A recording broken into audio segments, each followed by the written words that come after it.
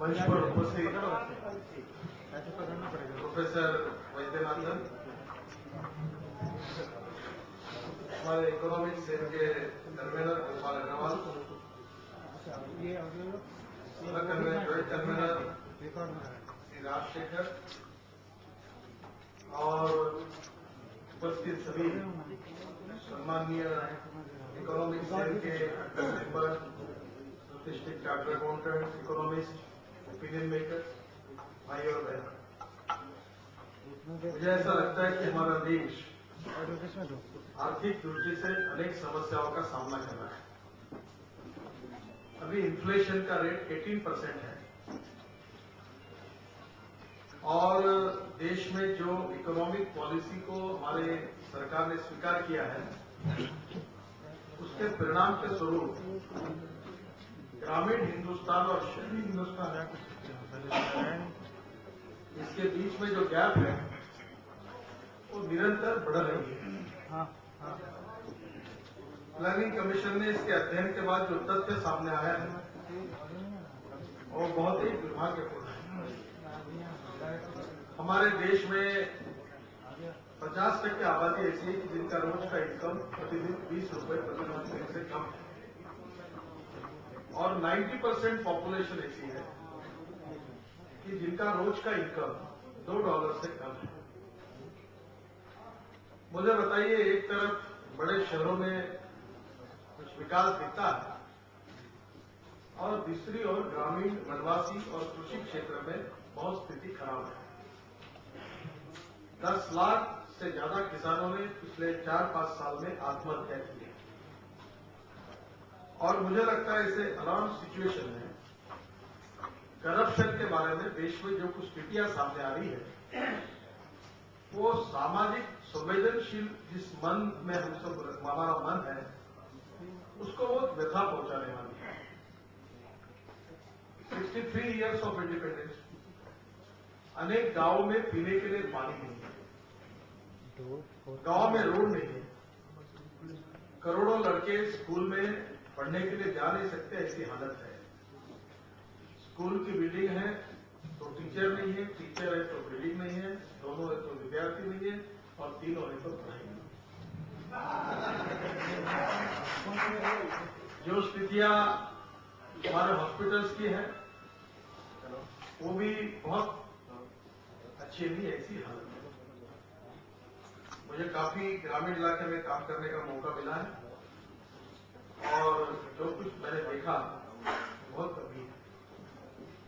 2 दिन पूर्व मैं हमारे साउथ पॉइंट पर जहां इंदिरा जी का एक बड़ा स्टेचू खड़ा किया है और अंडमान निकोबार के आगे, वहां मैं कल था, 2 दिन पहले था और जिस गांव में मैं गया था उस गांव में 80 साल का वृद्ध मिलिट्री का रिटायर्ड मेरे पास आया और मुझे कह रहा था कि मुझे कैंसर हुआ है पर यहाँ कोई डॉक्टर नहीं है, तो दवाखाने में कोई आता है और मैं अगर अंडमान में जाऊं तो 24 घंटे लगते हैं और जाने का खर्चा जो है वो 2200-2400 रुपए टिकट नाव से जाने के लिए मैं कहां से लाऊं। अब मेरे सामने मरने के सिवा कोई पड़े, उस व्यक्ति की वेदना को सुनकर उसका मैं समाधान नहीं कर सकता। एक समय हमारे फौज में शामिल होकर अपने देश के लिए जान देने वाले उस व्यक्ति की उस अवस्था को देखकर मेरे मन में ये सवाल पैदा हुआ, जब मैं हेलीकॉप्टर से वहां से आ रहा था अंडमान की तरफ, 2.5 घंटा जर्नी को लगता है, तो मैं सोच रहा था पानी में नीचे देखकर कि ये देश के लिए कुर्बानी देने के लिए इस व्यक्ति के लिए आज देश में ना कोई हॉस्पिटल है, ना कोई डॉक्टर है, ना कोई दवाई है। और ऐसे स्थिति में हमारे देश में भ्रष्टाचार एक के पीछे एक सामने एक नजर आता है। आपको याद होगा कि कॉमनवेल्थ गेम्स से जब शुरुआत हुई तो उसमें अटल जी की सरकार के समय में सेंट्रल पीडब्ल्यूडी कमेटी थी, उसका मैं चेयरमैन था और पीडब्ल्यूडी के कुछ रिफॉर्म के लिए मैंने किया था, उससे बहुत अधिकारियों को और काफी परिवर्तन हुआ।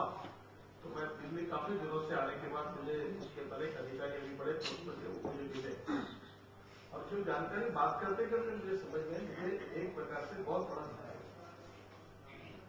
मैं थोड़ा सा मुझे कंस्ट्रक्शन के क्षेत्र में अनुभव मिला कि मैं 4,000 करोड़ रुपए कैपिटल मार्केट से मैंने खड़े किए थे और पब्लिक मनी से 8,000 करोड़ के काम किए। और उस समय एक प्रॉब्लम मेरे सामने आया था और वो प्रॉब्लम यह था कि मुंबई पुणे एक्सप्रेस हाईवे और फ्लाईओवर्स के लिए जो टेंडर इशू किए गए थे उसमें टेक्निकल और फाइनेंशियल एबिलिटी के लिए उसका प्री क्वालिफिकेशन था। और वो प्री क्वालिफिकेशन में जो कंडीशन डाली थी कि जिस कॉन्ट्रैक्टर ने एक्सप्रेस हाईवे का काम किया है वही प्री क्वालिफाइड है। अब हिंदुस्तान में एक्सप्रेस हाईवे का निर्माण नहीं होता क्योंकि मुंबई पुणे का एक्सप्रेस हाईवे पहला था। तो जब मैंने देखा तो उसमें एक भी इंडियन कॉन्ट्रैक्टर क्वालिफाई नहीं, सब डिस्क्वालिफाई हो गए और सब फॉरेन कॉन्ट्रैक्टर सामने आए। फ्लाईओवर्स के काम में जो कंडीशन डाली थी उसमें जो मशीनरी का उल्लेख किया था वो इंडिया में थी नहीं, तो सब फॉरेन कॉन्ट्रैक्टर सामने आए। तो मेरे जो वहां के एमडी थे मैंने कहा ये काम मैं नहीं करूं, बी इंडियन बाय इंडियन ये मैं समझता हूं और आपकी बात से मैं सहमत नहीं हूं। और मैंने फाइल उठाकर उनके सामने फेंक दिया। मैंने कहा ये मेरे से नहीं। उन्होंने बोला क्या करना चाहिए? बोला आप इंडियन कॉन्ट्रैक्टर्स को काम कर सकते हैं। अगर कोई 5 मंजिली अगर बिल्डिंग बना सकता है तो वो 100 मंजिली बना सकता है, और आपने बनाई नहीं, किसी कारपोरेशन ने परमिशन ही नहीं दी है तो कैसे बनेगा? और इसलिए परमिशन नहीं थी, देश में किसी को अवसर नहीं मिला और आपने और इसलिए बाद में आपको ताज्जुब होगा कि मुंबई पुणे एक्सप्रेस हाईवे इसके टेक्निकल नॉर्म्स और फ्लाईओवर्स के नॉर्म्स मैंने बदल दिए और 70 contractors pre qualified Indian contractors. और आपको ताज्जुब होगा कि जो Mumbai Pune express highway world standard का, कभी आपको देखने का मौका मिला तो जरूर देखिए, मुंबई और पुणे के बीच में है। तो 3600 करोड़ का जो टेंडर था, जो लोएस्ट आया था वो रिजेक्ट किया हमने रिलायंस का और अपने इंडियन कॉन्ट्रैक्टर्स ने काम किया। गवर्नमेंट के इंजीनियर्स का वो काम केवल 1650 करोड़ में हुआ और 2000 करोड़ रुपए बन गए। मैं इसलिए आपको ये बताता हूँ कि कॉमनवेल्थ गेम में क्या बदमाशी हुई वो आपको जानते हैं। फ्लाईओवर्स 1800 करोड़ की एस्टिमेटेड कॉस्ट 1000 करोड़ में हुए। और ये जो टीवी पे आप देखते हैं समुद्र में सीलिंग प्रोजेक्ट, ये मैंने मेरे समय शुरू किया, आधा प्रोजेक्ट पूरा किया और उस ब्रिज के बीच में जो पुल ब्रिज बनाना था उसके लिए कॉन्ट्रैक्टर अपॉइंट करते, उसका काम केवल 420 करोड़ रुपए में था। वर्क ऑर्डर दिया था, काम शुरू हुआ, डिले के बाद वो 1680 करोड़ हो गया। इसमें इंडियन कॉन्ट्रैक्टर्स काम कर सकते थे। कॉमनवेल्थ गेम में एक ही वाक्य ने घोटाला किया, इवन ताज कैटरिंग को भी डिस्क्वालीफाई किया गया। उसमें यह लिखा था, एक दिमागदार आदमी, मैं समझ सकता हूं कि करप्शन कैसे होता है, एक दिमागदार आदमी ने इसकी एक कंडीशन डाली थी कि जो कंपनी जिसको ओलंपिक या कॉमनवेल्थ गेम का एक्सपीरियंस है वही कंपनी काम देने के लिए क्वालिफाइड हो। वो लाली ना लुल्ली कौन था वो? मैंने आरोप लगाया था उस समय, आज उसका आया है, प्रसार भारती लाली अब आज उसमें प्रेस वार्ता में मैंने आरोप लगाया था कि इसमें कैसा हुआ, सब इंडियन टेलीविजन कंपनी डिस्क्वालीफाई हो गई, एक फॉरेन कंपनी को काम मिला, 2 दिन में वो इंडियन कंपनी को ट्रांसफर किया, उसके बीच में 132 करोड़ का चूना देश को लगा दिया। अब ये प्रूव हो गया। और आज ये बात वो जो प्रधानमंत्री ने कमेटी अपॉइंट की थी, उसने आज ये सर्टिफाई किया है कि 132 करोड़ रुपए का चूना इस लल्ली ने लगाया और केवल ये प्री क्वालिफिकेशन के नाटक में हो गया। अगर ये इंडियन टीवी वाले काम नहीं कर सकते, क्या भारत में क्रिकेट मैच होती है तो हमारे यहाँ के टीवी वाले काम नहीं कर सकते? अच्छा करते हैं, पर कंडीशन डाली थी कि ओलंपिक का और कॉमनवेल्थ गेम का जिसने किया है काम वही प्री क्वालिफाइड होगा, सब डिस्क्वालीफाइड। ये प्रसार भारती का स्कैम है। ये कॉन्ट्रैक्टर्स से क्या हुआ? ये जवाहरलाल नेहरू स्टेडियम में जो क्लॉथ है सफेद, वो खरीदी किया गया अमेरिका से। सिलाया गया मेक्सिको में, रोप लाई जर्मनी से, नटबोल्ट लाई स्विट्जरलैंड से, आर्किटेक्ट और कंसल्टेंट ऑस्ट्रेलियन, और जवाहरलाल नेहरू में संडास में जो टाइल्स चिपकाई हुई ऑस्ट्रेलियन कामगारों ने, क्योंकि हिंदुस्तानी उसके भी लायक नहीं है, और सामान लाया हवाई जहाज से। और जो स्टेडियम 100 करोड़ में रिपेयर होना चाहिए उस पर 980 करोड़ रुपए खर्चा किए। 980। मुझे तो समझ में नहीं आता कि और ये ऐसे कितने बात मैं आपको बताऊं, क्योंकि ये बहुत समय नहीं, ऐसे अनेक तथ्य सामने आए। और ये सब काम हुआ इसका एकमात्र कारण कि प्री क्वालिफिकेशन में इकोनॉमिक और टेक्निकल नॉर्म्स को गड़बड़ की। अब ये बात का मैं पायोनियर हूं, इसलिए मुझे मालूम है, जब भी मेरे ध्यान में कि मुझे घोटाला एक वाक्य में यही हुआ, पर ये policy approved by financial cabinet, finance expenditure finance committee, उन्होंने कैबिनेट सब कमेटी उन्होंने अप्रूव की, पीएमओ उन्होंने अप्रूव की, प्राइम मिनिस्टर ने साइन करके अप्रूव किया। कलमाड़ी तो ठीक है, जो किया उससे उसको सजा मिलेगी, पर आप सबने इस नीति को अपने आप का क्या, आप इसके लिए कौन जिम्मेदार है बताइए ना। आपको ध्यान में नहीं आया कि चाय पिलाने के लिए कॉमनवेल्थ गेम में दास कैटरिंग ने कोई फॉरेन कंपनी से कॉन्ट्रैक्ट कर किया, जॉइंट वेंचर। जब जॉइंट वेंचर होता है तो नेचुरली वो मुनाफा वो पैसे लेगा। संडास की टाइल्स चिपकाने के लिए क्या दिल्ली में कॉन्ट्रैक्टर नहीं है? मुझे लगता है कि ये बेसिकली जो लूट हुई है, कॉमनवेल्थ गेम का 3-4 हजार करोड़ का काम 70,000 करोड़ का किया, और ये 70,000 करोड़ का इसमें कितना चुना देशवासियों को लगाया। जब देश में पीने के लिए पानी नहीं, बच्चे स्कूल में नहीं जा सकते, किसान आत्महत्या कर रहे हैं, अगर खेती को पानी मिलता है तो इस देश का भाग्य बदल जाता। जो कॉमनवेल्थ गेम में वो क्रूज स्पेक्ट्रम है, अब ये राजा ने पत्र लिखा है, वो सामने नहीं आया। प्रधानमंत्री को उसे डटाकर उसने पत्र लिखा था, उसका अर्थ ऐसा है जो मैंने निकाला। आप कैसे पूछ रहे हो, ये खाता आपने डीएफओ को आउटसोर्स किया है, और इसमें जो तुम्हारे ये ग्रुप ऑफ मिनिस्टर की कमेटी है, इसमें प्राइसिंग का विषय आप कैसे डाल रहे हैं? ये तो हमसे तय हुआ है कि ये लक्ष्मी दर्शन का भाग्य क्यों लगता और ये आपका अधिकार नहीं है। और उस पत्र पर प्रधान सेक्रेटरी ने लिखा है this is against national interest. उसके बाद में भी प्रधानमंत्री ने उसको अप्रूव किया, और ग्रुप ऑफ मिनिस्टर ने प्राइसिंग के विषय को उसमें से ड्रॉप कर दिया। ये कौन सा? अगर उसी समय अगर कह देंगे नो, मैं आपको इसमें अलाउ नहीं करूंगा, तो ये नौबत नहीं आती। और एक प्रकार से अलायंस पार्टनर को आउटसोर्स किया गया कि जैसे हम यहां खाएंगे, तुम यहां खाओ, हम यहां। और अब कुछ आया, मैं मजाक में मैं शाही समझकर राजा ये भ्रष्टाचार का प्रतीक है भारत में, पर भारत के रूप में अनेक भ्रष्टाचारी कांग्रेसी उसके साथ शामिल थे, जिनका भी संबंध इन सब विषयों के साथ है। और इसमें सब ग्रुप ऑफ मिनिस्टर्स, कैबिनेट के मंत्री उस विभाग के, उनने समय समय पर दिया हुआ है। तो इसके अभी तो मेरे पास सब फाइल्स ही है। कोई भी आरोप जितने मैंने किए थे वो सब रिकॉर्ड है, क्योंकि राइट ऑफ इंफॉर्मेशन में सब जानकारियां मिलती, कोई बाहर के आरोप नहीं। और मुझे लगता है कि अब तो जो बोफोर्स के बारे में आया है, इतना ही पूछना चाहता हूं। लंदन बैंक में पैसे थे, तो यहां से solicitor general, additional solicitor general को लंदन भेजा, क्वार्टरची को जो पैसे चाहिए थी विड्रॉ करने के लिए, उसको एनओसी दिया, नहीं इसमें कोई संबंध नहीं करो। इनकी तो बात चल जाती है, इनकम टैक्स ट्रिब्यूनल ने नहीं किया, वो भी मेरे पास दस्तावेज है, वो भी विषय समाप्त कर रहे थे। वो अकाउंट नंबर है मेरे पास, सब जानकारी आज मैं सब नहीं बताऊंगा। क्वार्टरची के अकाउंट से पैसे किसको गए? वो जो विन चड्ढा की जो कंपनी है, कंपनी का नाम और अकाउंट नंबर सब है।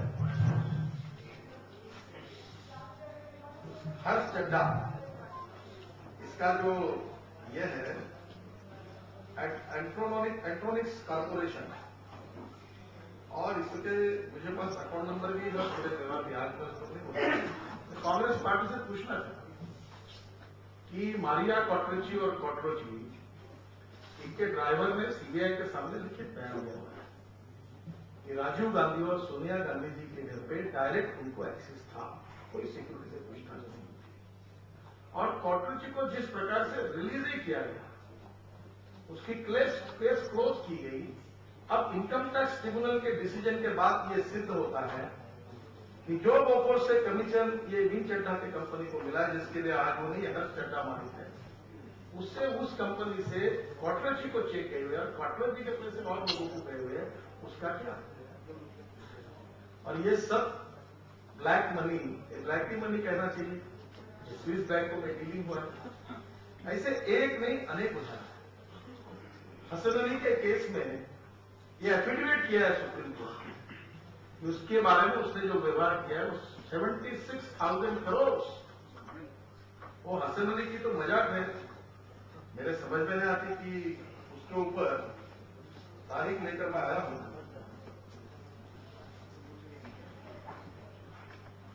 2008 में उनके ऊपर 2008 में उसको अरेस्ट करने के वारंट निकले और उसको रिकॉर्ड में बताया गया एब्सकॉन्डेंट है, और एक टीवी चैनल ने उसको टीवी देखते हुए रेस कोर्स पर दिखाया, घोड़ों की रेस वो देख रहा था। क्या हुआ हसन अली का? इस देश में 76,000 करोड़ उसका अकेले का व्यवहार है। ये कौन हसन अली है? किसका लगता है? इस पर कार्रवाई क्यों नहीं हुई? कोई इसका जवाब नहीं।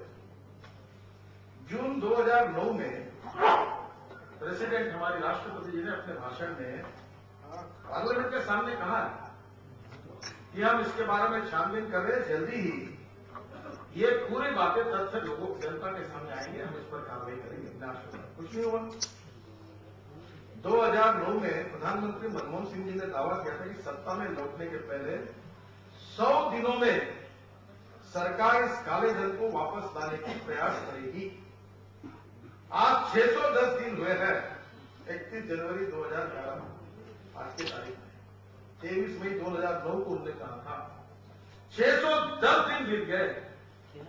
मैं प्रधानमंत्री से पूछना चाहता हूं, प्रधानमंत्री जी बताइए, आपने 610 दिन में इस पर क्या काम किया, क्या कार्रवाई की?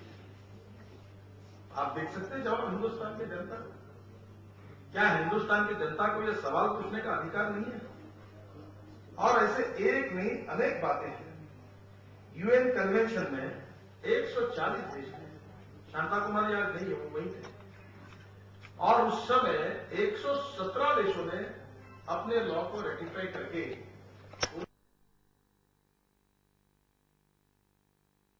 उन्होंने अपना पैसा वापस ले गया। जर्मनी अमेरिका तो गई, जर्मनी ने तो वहां राइट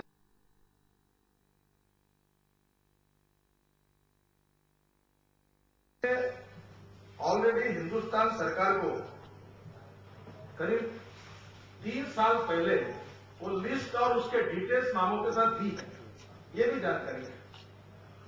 अब मुझे आप बताइए कि इसके बाद में यूपीए सरकार ने, प्रधानमंत्री जी ने, चेयरपर्सन सोनिया गांधी जी ने इस विषय पर क्या कार्रवाई की? अब ये जो अमाउंट है, ये कम से कम अमाउंट कितनी, इसके बारे में जो चर्चा हो रही है, ये 21 लाख हजार करोड़। आप मुझे बताइए कितनी बड़ी अमाउंट है? अगर हिंदुस्तान में अगर किसानों की खेती को पानी मिला, कितनी जमीन पानी के नीचे आएगी, कितने गांव में अस्पताल बनेंगे, कितने रोड बनेंगे?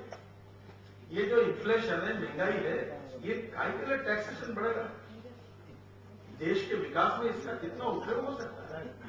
ये पैसा जो गया, इन्होंने इनकम टैक्स की चोरी की, सेल टैक्स की, एक्साइज की, वैट की।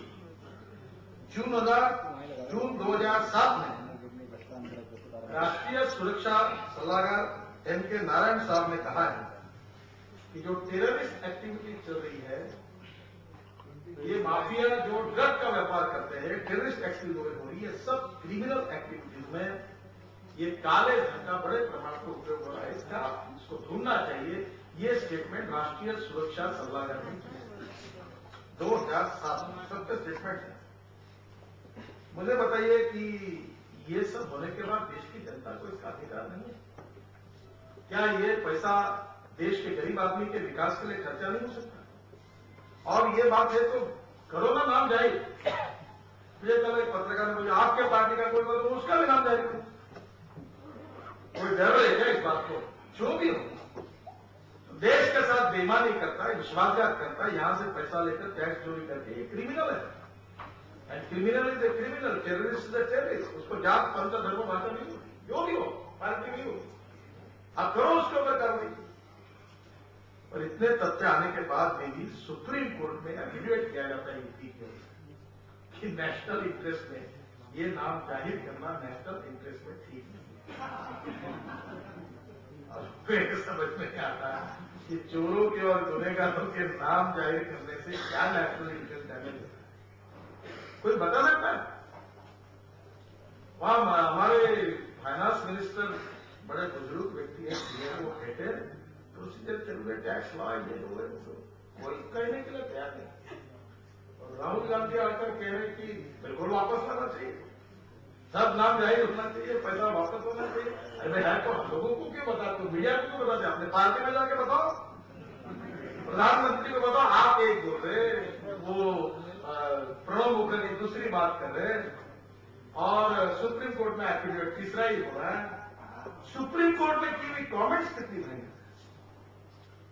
और इसको भी कोई रिसीव करने के लिए सरकार ने तैयार नहीं है। सबसे इंपॉर्टेंट चीज है, मैं कांग्रेस पार्टी के अध्यक्ष से अपील करता हूं कि आप क्यों डरते हैं?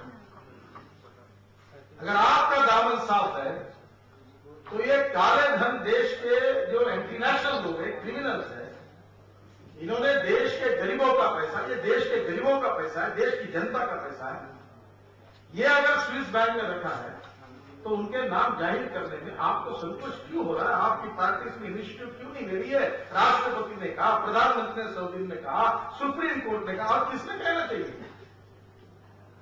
आप इसको जाहिर क्यों नहीं करते? और इसलिए बहनों और भाइयों, ये हमारे देश के हितों के साथ जुड़ा हुआ सवाल है। मैं अभी बीच में आसाम गया था, बाढ़ के कारण पूरी बर्बाद हुई। एक गुजरात में रिवर कनेक्टिविटी हो गई, नर्मदा का पानी 14 नदियों में गया, एग्रीकल्चर ग्रोथ रेट 14% बढ़ा, 14%। और हमारे देश का average agriculture growth rate 2 to 2.5%। मैं किसानों में काम करता हूं और गांव की गरीबी देखता हूं, भयंकर गरीबी। मैं जिस एरिया से आता हूं वहां 10,000 किसानों ने आत्महत्या की और उनके बीच में मैं काम करता हूं। 500 किसानों की आत्महत्या करने वाले परिवारों को हमने दत्तक लिया 5 साल के लिए। बहुत हालत खराब है, लोग भूखे मर रहे, किसान आत्महत्या कर रहे, युवा बेरोजगार है, इन्फ्लेशन 18% पे पहुंचा है, महंगाई तो इन्फ्लेशन महंगाई कर लोग जी नहीं सकते, ऐसी स्थिति एक समय से रोटी नहीं खा सकते। 58,000 करोड़ का अनाज हर साल सड़ रहा है। कम्युनिटी एक्सचेंज में 10 लाख हजार करोड़ का टर्नओवर होता है और 0.33% की डिलीवरी होती है। स्पेकुलेशन, मैनिपुलेशन, ब्लैक मार्केट, कोई चिंता नहीं। 58,000 करोड़ का अनाज सड़ता है और गरीबों को नहीं मिलता।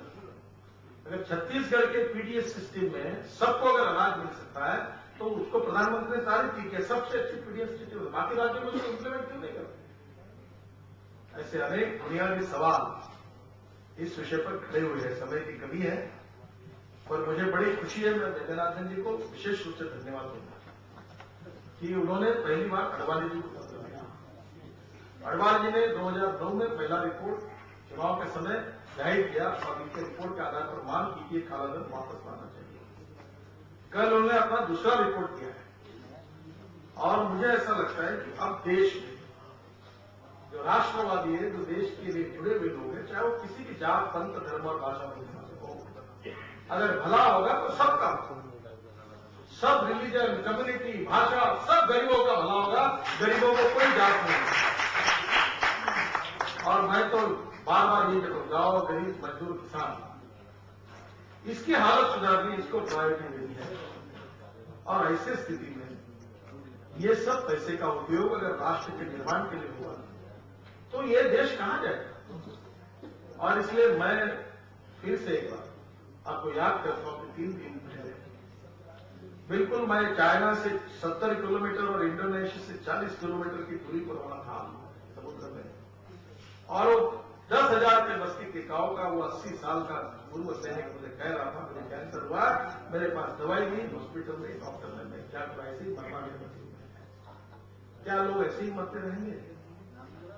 क्या उनका कोई मांग नहीं है? उनके लिए कोई सरकार का अनुदान नहीं, पैसा नहीं, हॉस्पिटल नहीं, क्योंकि पैसा नहीं है, बजट कोई नहीं हो सकती।